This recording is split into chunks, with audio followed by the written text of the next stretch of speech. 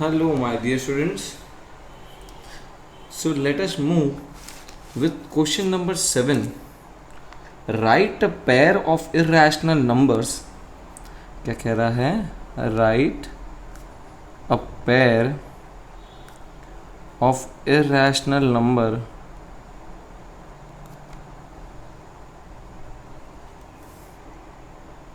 whose sum is irrational. जिनका सम क्या होना चाहिए? इरेशनल होना चाहिए। तो पैर का मतलब क्या होता है बच्चों? पैर का मतलब होता है जोड़ी, 1 2 3 ऐसे। तो अपने पास में 2 की जोड़ी लेनी है अपन को, ठीक है। तो पैर यानी 2 नंबर लेने हैं, और वो भी कौन से लेने हैं? इरेशनल नंबर लेने हैं, और उनका प्लस, सम मतलब प्लस होता है ना, उनका प्लस क्या आना चाहिए? इरेशनल आना चाहिए। तो देखो इसका जो आंसर है ना वो बहुत वेरी कर सकता है। वेरी मतलब कि आपका जो आंसर है और मेरा आंसर है या फिर बुक का आंसर है, उसमें बहुत सारे वेराइड आंसर आ सकते हैं, क्योंकि अपने पास में बहुत सारे इरेशनल नंबर है और बहुत सारे ऐसे पैर है जिसको अपन प्लस करेंगे, जिसको हम प्लस करेंगे तो हमारे पास में इरेशनल नंबर रिजल्ट आएगा। Let me give you an example. जैसे देखो मैं 2-3 एग्जाम्पल लिख के दिखाता हूँ आपको। मैंने बोला √3 एक इरेशनल नंबर है, इसके अंदर मैं √2 एक इरेशनल नंबर प्लस कर दूँ, what is the result? Sir result तो यही रहेगा, √3 प्लस √2 ही रहेगा। अच्छा, you want to go more complicated, आपको थोड़ा सा और डिटेल में जाना हो तो आप ऐसे लिख सकते हो कि सर एक नंबर लेता हूँ मैं √3 + 5, दूसरा नंबर मैं ले लेता हूँ, ये भी तो एक इरेशनल नंबर ही है, √3 + 5। √3 भी इरेशनल है, और इसके अंदर अगर मैं रैशनल प्लस करता हूँ तो वो भी इरेशनल है, तो ये भी इरेशनल नंबर है। तो अगर मैं इस इरेशनल नंबर में फिर से एक और इरेशनल नंबर ऐड करूँ, जैसे कि सपोज करो √3 - 5 या फिर √3 + 2 ले लेते हैं, तो इसका रिजल्ट क्या आएगा? √3 + √3, क्या कहा था मैंने कि दोनों लाइक इरेशनल नंबर होंगे तो प्लस हो जाएंगे, और +5 + 2, तो ये हो गया हमारे पास में रिजल्ट 2√3 + 7। देखो ये भी एक इरेशनल ही तो है। तो ऐसे आप कोई भी एग्जाम्पल ले सकते हो, कोई ये भी ले सकते हो। सपोज करो एग्जाम्पल 3 मैं आपको बताता हूँ, 2-3 एग्जाम्पल बताता हूँ, आप भी कैसे भी एग्जाम में कैसे भी एग्जाम्पल्स ले सकते हो, कोई तकलीफ नहीं है। जैसे कि मैं आपको बोलूँ कि √2 + 7 एक नंबर ले लिया, एंड दूसरा एक इरेशनल नंबर मैं ले रहा हूँ √2 - 7, ठीक है। इनका एडिशन करूँगा मैं तो √2 और √2 तो अलग से प्लस होगा, क्योंकि ये दोनों लाइक इरेशनल नंबर है। और दूसरा हो गया +7 - 7, +7 - 7 तो 0 हो गया, तो ये हो गया 2√2। Again 2√2 is a irrational number, क्योंकि आपको रिजल्ट क्या बताना है? द सम इज इरेशनल, ऐसा बताना हो, सम इज इरेशनल, ठीक है। अच्छा, क्वेश्चन नंबर 8 पे बढ़ते हैं। क्वेश्चन नंबर 8 पे बढ़ते हैं। क्या कह रहा है question number 8? Right a pair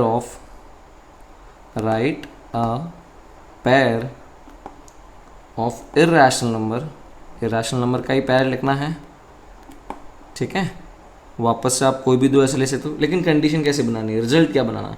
whose sum is rational, whose sum is rational, जिसका सम क्या होना चाहिए? रैशनल होना चाहिए, ठीक है। रैशनल होना चाहिए ना। तो अब देखो इसके अंदर भी बहुत सारे एग्जाम्पल आ सकते हैं, लेकिन एकदम बेसिक बताता हूँ आपको मैं। मान लो मैंने लिया एक √3, ठीक है, +2, ये एक इरेशनल नंबर है। दूसरा मैं एक ऐसा नंबर लूँगा जिसके अंदर √3 है ना, माइनस में आए, है तो वो भी इरेशनल। यानी मैं कह रहा हूँ एक ऐसा इरेशनल नंबर लेना है जिसके अंदर √3 माइनस में आए। तो ये लो √3 माइनस में, लेकिन अकेला तो ले नहीं सकते ना अपन, तो हम क्या करेंगे, इसको 4 - √3 ले लेंगे, कुछ भी 4 5 7 8। अब देखो अब आप जब इन दोनों को ऐड करोगे, तो जैसे कि अपन को पता है जो लाइक इरेशनल नंबर जैसे कि √3 और -√3, इन दोनों का सॉल्यूशन हो जाएगा, और +2 + 4, तो 2 + 4 हो गया 6, और √3 और √3 ये तो 0 √3 हो गया, मतलब ये तो पूरा कैंसिल आउट हो गया, तो रिजल्ट क्या बचा? 6। Now what is 6? 6 is a rational number. देखो पैर लिया, ये रहा एक नंबर, ये रहा एक इरेशनल नंबर, दोनों का सम करना है, तो ये रहा सर दोनों का सम कर दिया इस तरीके से, क्या आना चाहिए, रैशनल आना चाहिए, सर सक्सेस रैशनल, ठीक है। देखो उसी तरह से एक और एग्जांपल बताता हूँ मैं, आप कोई और इरैशनल नंबर ले लो। तो मैं बता रहा हूँ कि एक इरैशनल नंबर मैं लेता हूँ 2 + √5, ठीक है। यहाँ पे +√5 लिया ना, तो क्या करना है, लॉजिकली हम एक ऐसा नंबर लेंगे जिसके अंदर -√5 है, ठीक है। तो मैं प्लस कर दूंगा क्या, 2 - √5, तो देखो क्या हो गया, 4 + √5 - √5, +√5 - √5 0 हो गया, और 4 क्या है, 4 एक रैशनल नंबर है। इस तरीके से हमने 8th क्वेश्चन भी सॉल्व कर दिया। 9th क्वेश्चन देखते हैं। 9th क्वेश्चन में हमें क्या दिया हुआ है, तो देखो बच्चों 9th क्वेश्चन में हमें दिया हुआ है right a pair of irrational number whose difference is irrational. जैसे यहाँ पे सम इरैशनल था, अब हमें जैसे 7th क्वेश्चन में हमारे पास में सम मतलब प्लस करना था, ये अपन ने प्लस किया था, ठीक है। और इसके अंदर क्या होगा, 9th क्वेश्चन के अंदर right a pair of irrational whose sum is whose sum नहीं है, whose difference is irrational, ठीक है। इस बार हमें डिफरेंस निकालना है, सम नहीं निकालना है, डिफरेंस निकालना है। तो डिफरेंस का मतलब क्या हो गया, माइनस करना हमको, है ना। तो देखो माइनस करके अपन कैसे इसको सॉल्व कर सकते हैं। एक एग्जांपल लेके बता रहा हूँ आपको मैं, जैसे कि देखो मैंने ले लिया √3 और दूसरा एक नंबर ले लिया जिसको माइनस करने वाला हूँ मैं उसको ले लेता हूँ 2 + √3, प्लस ले लूँगा तो गड़बड़ हो जाएगा कि √3 - √3 हो जाएगा, तो यहाँ पे ना 2 + 2√3 ले लेते हैं। इस तरीके से कुछ भी हो, रिजल्ट जो है अपना इरैशनल आना चाहिए। देखो रिजल्ट कैसे आ रहा है, जो भी लाइक इरैशनल उसको साथ में रख देता हूँ, -2√3 आएगा इस बार और -2 आएगा, तो इसका रिजल्ट क्या आया, -√3 - 2, ये भी एक इरैशनल है। आप कोई भी एग्जांपल ले सकते हो, जैसे कि देखो एकदम सिंपल है, मोनोमेल ले लेते हैं, एक √3 लेते हैं, एक √5 ले लेते हैं, दोनों इरैशनल है और दोनों का माइनस करूँगा तो √3 - √5 ये भी एक इरैशनल नंबर है, ठीक है। Now moving to the next question, that is 10th question. Write a pair of irrational number whose difference is rational. बहुत ऐसे वेरिएंस आ सकते हैं, ज़रूरी नहीं है कि मतलब सिर्फ मेरा ही आंसर राइट है या फिर सिर्फ आपका ही आंसर राइट है। बहुत सारे क्वेश्चंस अपने पास में ऐसे हैं, बहुत सारे एग्जांपल्स है, sorry. Right a pair of irrational जिनका डिफरेंस रैशनल आए, ठीक है। Right a pair of irrational whose difference मतलब माइनस करना है इस बार, अगेन इज रैशनल। अब आप तो समझ ही गए होंगे, जब अपन ने इतने सारे एग्जांपल कर लिए, ये 9th क्वेश्चन कर लिया, 7th क्वेश्चन कर लिया, 8th क्वेश्चन कर लिया, तो आप समझ गए होंगे यहाँ पे भी ऐसा ही कुछ मतलब सेटिंग करना है। इस तरह का सेटिंग करना है आपको कि रिजल्ट जो है वो रैशनल आना चाहिए, और क्वेश्चन में क्या होना चाहिए, क्वेश्चन में पेयर होना चाहिए, वो भी इरैशनल का, ठीक है। तो देखो करने की कोशिश करते हैं, एक इरैशनल का पेयर लेते हैं। सपोज करो मैंने ले लिया 3 + √2, ये एक इरैशनल लिया, और दूसरा इरैशनल ले लेता हूँ मैं 8 + √2 ले लेते हैं। दोनों का माइनस करके देखो क्या आ रहा है, समझ रहे हो, क्योंकि एक जगह मैंने +√2 लिया तो दूसरी जगह पे मैं +√2 लूंगा। यहाँ पे क्या था 9th क्वेश्चन में, देखो 9th क्वेश्चन में एक जगह पे जो मैंने √3 ले लिया, तो मैं √3 से या तो बड़ा नंबर लूंगा या तो छोटा नंबर लूंगा। क्यों, क्योंकि मुझे रिजल्ट में √3 को रखना है। यहाँ पे मुझे रिजल्ट में 10th क्वेश्चन में देखो, 10th क्वेश्चन में मुझे रिजल्ट में नहीं रखना है √2 को, तो इसीलिए मैंने +√2 लिया। तो 3 - 8 + √2 - √2 क्या हो जाएगा, देखो ध्यान से, -5 √2 डिवाइड हो गया, मतलब 0 हो गया, सॉरी डिवाइड नहीं, माइनस हो गया, और इस तरीके से पैर आ गया। आप ऐसे दूसरे दो कोई भी एग्जाम्पल ले सकते हो, कोई तकलीफ नहीं है, बस रिजल्ट रैशनल होना चाहिए क्वेश्चन में, या फिर स्टार्ट इरैशनल से होना चाहिए और उनका डिफरेंस करना है, इतनी सी बात थी, ठीक है। ये हो गया आपका 10th क्वेश्चन। 11th क्वेश्चन है right a pair of irrational whose product is irrational. Question number 11 कह रहा है, क्या कह रहे हैं, थोड़ा सा इसको फोकस में लेते हैं। Right a pair of irrational, वापस से इर्रेशनल की जोड़ी लेनी है, 2 नंबर लेना है, मतलब ऐसे इर्रेशनल होने चाहिए जिनका क्या, हुज प्रोडक्ट इज, जिनका प्रोडक्ट क्या है, इर्रेशनल है। क्या है प्रोडक्ट, इर्रेशनल है।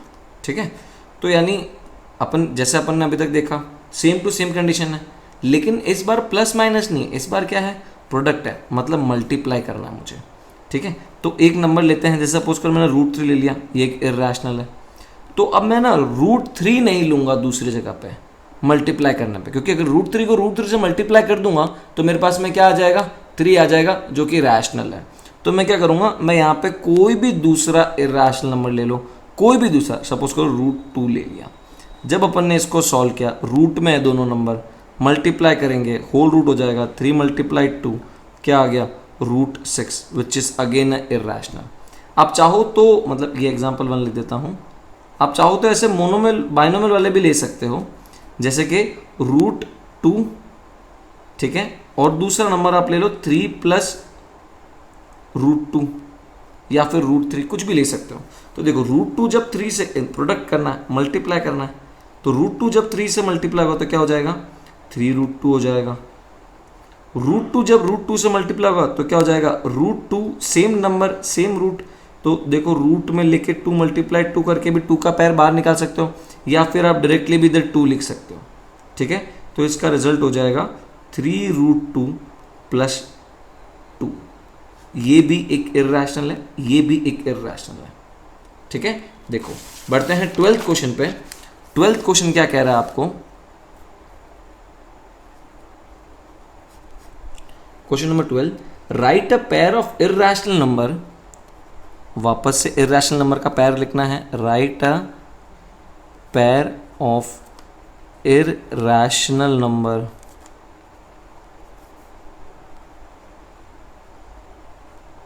ठीक है, हुज प्रोडक्ट इज रैशनल, जिनका प्रोडक्ट क्या है, हुज प्रोडक्ट इज रैशनल। अब रैशनल आना चाहिए, वो भी मल्टीप्लाई करने पे, किनको, इर्रेशनल नंबर्स को। ठीक है, तो देखो एग्जांपल लेते हैं, समझ में आ जाएगा, बहुत सिंपल है। मान लो मैंने एक जगह पे ले लिया 3√2, तो ऐसे नंबर से मल्टीप्लाई करते हैं ना कि वापस से 3√2 आ जाए, है ना, तो मतलब √2 एक बार मल्टीप्लाई हो जाए अपन से, 3√2 छोड़ो, √2 आना चाहिए। आप यहाँ पे फिर 4√2 लिखो, 5√2 लिखो, कुछ भी लिखो, क्योंकि क्या हो जाएगा ना, √2 और √2 वाले साथ में मल्टीप्लाई होके, √2 और √2 साथ में मल्टीप्लाई होके रिजल्ट दे देंगे 2, और 3 और 4 अलग से मल्टीप्लाई कर दो आप, तो वो आपको रिजल्ट दे देंगे 12। तो 12 × 2 कितना हो गया, 24। सिंपल हो गया, एकदम सिंपल हो गया। अच्छा मान लो अब आपको 2 नंबर वाला लेना हो, तो अगर आपको 2 नंबर वाला लेना हो तो आप ऐसे ले लो, एक जगह पे 3 + √5, तो जो यहाँ पे आपने लिया है उसी का माइनस में ले लो, क्योंकि जब a + b a - b से मल्टीप्लाई होगा, क्या कह रहा हूँ, a + b a - b से जब मल्टीप्लाई होगा तो क्या हो जाएगा, रिजल्ट हो जाएगा a का स्क्वायर माइनस b का स्क्वायर। आपको याद आ रही होगी आइडेंटिटी, है ना, तो 3 का स्क्वायर 9 और √5 का स्क्वायर 5, तो देखो रिजल्ट क्या आ गया, 4, जो क्या है, रैशनल है। इस तरीके से आप कर सकते हो। अगर आपको 2 नंबर वाले एग्जाम्पल लेने हो, 2 नंबर वाले लेने हो, तो आप क्या कर सकते हो, उसके अंदर आप उसके अंदर सिंपल, एकदम सिंपल एक जगह प्लस का पैर लो और वही पैर को माइनस में ले लो, क्योंकि जब आप इन दोनों को मल्टीप्लाई करोगे तो आपके पास में एक आइडेंटिटी बनेगी, a + b multiplied by a - b is always equal to a² - b²। इस तरीके से अपनी आइडेंटिटी को यूज कर सकते हैं।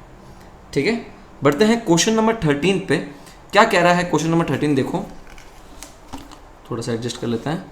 क्वेश्चन 13 हमें ये कह रहा है, sir right in ascending order, क्या, राइट इन असेंडिंग ऑर्डर, तो असेंडिंग ऑर्डर में जैसे हमने सीखा है कि अगर हमें रैशनल नंबर को असेंडिंग ऑर्डर में लिखना होता था तो हम डिनोमिनेटर को सेम कर देते हैं। क्या कह रहा हूँ, let me give an example. अगर मुझे रैशनल नंबर को थोड़ा सा रिकॉल करा रहा हूँ, ऑर्डर में अरेंज करना होता था, उसका ग्रेटर नंबर और स्मॉलर नंबर देखना होता है, तो मैं उसमें ना 1/2 प्लस 3 चलो प्लस नहीं और 3 मान लो 4, इन दोनों में से कौन सा बड़ा है कौन सा छोटा है, कंपेयर करने के लिए मुझे दोनों के डिनोमिनेटर को सेम करना पड़ता है।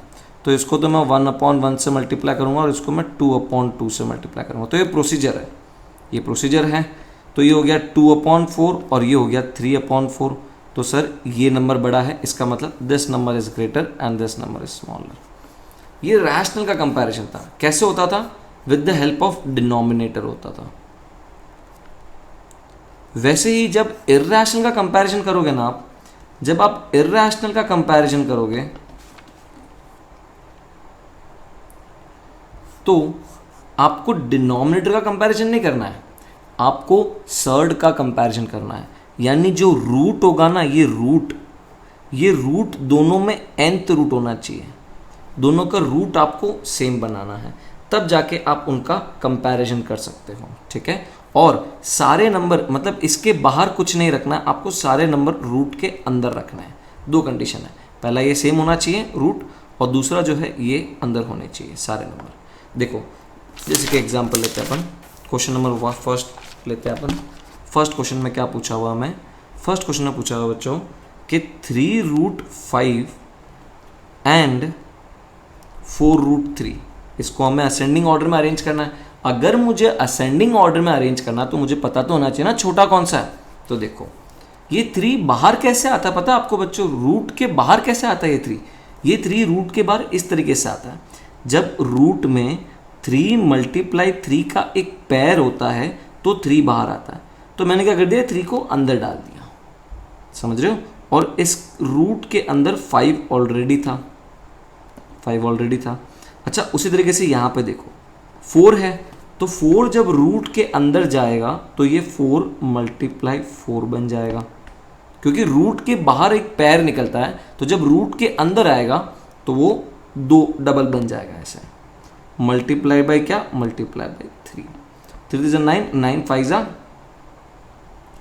45। यहाँ पे 45 का रूट है और यहाँ पे 4 × 4 = 16, 16 × 3 = 48 का रूट है। अब आप ही डिसाइड करो।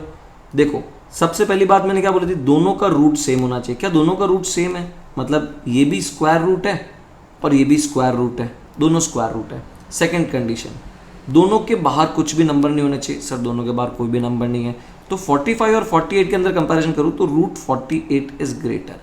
इसका मतलब √48 के जगह पे मैं क्या लिख सकता हूँ? √48 के जगह पे मैं लिख सकता हूँ 4√3, और 45 रूट के जगह पे मैं क्या लिख सकता हूँ? 3√5। इस तरह से ये मेरा अरेंजमेंट हो गया। ठीक है। अगर एक और नंबर होता तो मैं उनका कंपैरिजन करके आंसर लिख देता। देखो एक और क्वेश्चन करते हैं, 1-2 क्वेश्चन करेंगे तो थोड़ा सा क्या अपने को आइडिया आएगा, है ना। देखो तो क्वेश्चन नंबर 2 करते हैं। क्वेश्चन नंबर 2 में आपको कहा गया है कि 2√5, देखो ये मजेदार क्वेश्चन है। 2√5 एंड 3√2, वापस से √2 है। तो क्यूब रूट के टाइम पे ना जैसे स्क्वायर रूट में 2 का पैर बाहर निकलता है। क्या कह रहा हूँ, एग्जाम्पल पे आते देखो। जब अपन स्क्वायर रूट करते हैं ना, स्क्वायर रूट प्राइम फैक्टराइजेशन के अंदर, तो इसके अंदर है ना, जैसे सपोज करो अपने पास में 3 × 3 × 3 × 3 से बहुत सारे 3 लिखे हुए, लेकिन फिर भी जब अपन 3 के पैर को बाहर निकालते हैं तो स्क्वायर है ये, तो स्क्वायर है मतलब यहाँ पे 2 है जो हम लिखते नहीं है, तो ये 2 का पैर बाहर निकलता है, ये 2 का पैर बाहर निकलता है और ये 2 का पैर बाहर निकलता है। तो इस हिसाब से इसका रिजल्ट होता है 3 × 3। लेकिन अगर सेम कंडीशन में, सेम प्राइम फैक्टराइजेशन में अगर मैं आपको बोलूँ क्यूब रूट, क्या कहूँ, क्यूब रूट 3 × 3 × 3 × 3 × 3, तो जब ये क्यूब रूट है ना तो इसके अंदर 3 का पैर बाहर निकलेगा। कितने का? 3 का पैर बाहर निकलेगा। 3 का पैर बाहर निकलेगा तो बच्चों आंसर आएगा 3 मल्टीप्लाई बाई 3। आ रहा समझ में? तो अगर मैं कहूं कि एक 3 को मुझे वापस से उसके जगह पे भेजना है तो 3 जगह पे 3 लिखना पड़ेगा, 3 टाइम्स 3 लिखना पड़ेगा ना, इस तरीके से। तो देखो यहाँ पे भी 2 है, तो अगर मुझे 2 को अंदर भेजना है तो क्या हो जाएगा, ये क्यूब रूट है और ये 2 जो है ये 1 टाइम, 2 टाइम और 3 टाइम आएगा 2, और जो अंदर नंबर है 5।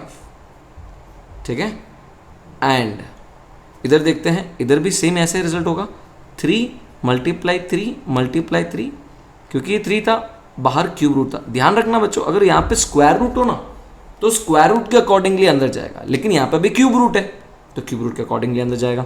ठीक है, तो ये मल्टीप्लाई किससे हो जाएगा, ये मल्टीप्लाई हो जाएगा 2 से। 2 5 जा 10, 10 2 जा 20, 20 2 जा 40, ये हो गया 40 का क्यूब रूट। एंड यहाँ पे देखो ये किसका क्यूब रूट हो गया, 3 3 जा 9, 9 3 जा 27, 27 2 जा 54, तो यहाँ पे मैंने क्यूब रूट लिखना पड़ेगा, तो ये हो जाएगा क्यूब रूट ऑफ 54। कौन सा बड़ा है, देखो कौन सा बड़ा, ये बड़ा है, तो इस तरीके से हम बोल देंगे कि क्यूब रूट ऑफ 54 जो है ना वो ग्रेटर है क्यूब रूट ऑफ 40 से। क्यूब रूट ऑफ 40 कैसे आया था सर, 2 क्यूब रूट ऑफ 5, और ये कहाँ से आया था, 3 क्यूब रूट ऑफ 2। इस तरीके से अपन ने इसको असेंडिंग ऑर्डर में लिख दिया, छोटे को छोटे पहले और बड़े को बाद में। ठीक है, एक और क्वेश्चन करते हैं, थोड़ा सा और समझ में आएगा, थोड़ा सा और समझ में आएगा, आपको भी ट्राई करना है। इसके अंदर मजेदार किस्सा है, इसके अंदर ना 3 है, तो तीनों को अपन ना लाइन बाय लाइन सॉल्व करते रहेंगे, और फिर जो सबसे छोटा है उसको पहले लिखूंगा, फिर उसके बाद में उससे बड़ा, फिर उससे बड़ा। देखो करके बताता हूँ मैं। 6 root 5, 7 square root 3 and 8 square root 2, इस तरीके से क्वेश्चन है। तो आप सिंपल, एकदम सिंपल तरीके से इसको अंदर डाल दो, लेकिन अगर आप एग्जाम में ऐसे लिख दोगे ना, 6 और इंटू 5 स्क्वायर रूट में 7 इंटू 3 एंड स्क्वायर रूट में 8 इंटू 2, तो आप गलत हो जाओगे। क्यों गलत हो जाओगे, क्योंकि देखो ये स्क्वायर रूट है और बाहर जो नंबर है वो जब अंदर जाएगा स्क्वायर रूट के तो 2 बार आना चाहिए, तो एक ही बार लिखा है, गलती कर दी। 7 जब अंदर आएगा तो 2 बार आना चाहिए, तो यहाँ पे इंटू 7 एक और यहाँ पे मल्टीप्लाई 8 एक और, नहीं तो गलत हो जाएगा। 6 5 30, 30 इंटू 6 180 का स्क्वायर रूट, ये क्या आ रहा है, ये बन रहा है 7 3 21, 21 इंटू 7 दैट इज 147। ठीक है, इन दोनों में तो ये छोटा है, आप समझ पा रहे होंगे। थर्ड देखते हैं, 8 2 जा 16, 16 इंटू 8 कितना हो गया, 16 इंटू 8 80 और 48 128, तो इधर आ गया रूट में 128। तो अब देखो रूट 128 सबसे छोटा है, तो मैं पहले रूट 128 लिखूंगा, इससे बड़ा है रूट 147 और इससे बड़ा है रूट 180। अब देखो रूट, ये आंसर लिखोगे ना तो गलत माना जाएगा, क्योंकि आपको क्वेश्चन में ये 3 नंबर दिए गए थे और आप आंसर में अगर ये नंबर लिख दोगे तो गलत हो जाएगा। ध्यान देना, रूट 128 कहाँ से आया था, रूट 128 8 रूट 2 था, तो यहाँ पे लिखो 8 रूट 2। ठीक है, थोड़ा सा मैं इसको 8 रूट 2 लिखो। ठीक है, और रूट 147 कहाँ से आया था, 7 रूट 3, तो रूट 7 स्क्वायर रूट ऑफ 3, और यहाँ पे रूट 180 जो सबसे बड़ा नंबर है वो कहाँ से आया था, रूट 180, इसको देखो 6 रूट 5 से आया था। ये आपने इसको कर दिया असेंडिंग ऑर्डर में अरेंज। आया समझ में? ओके।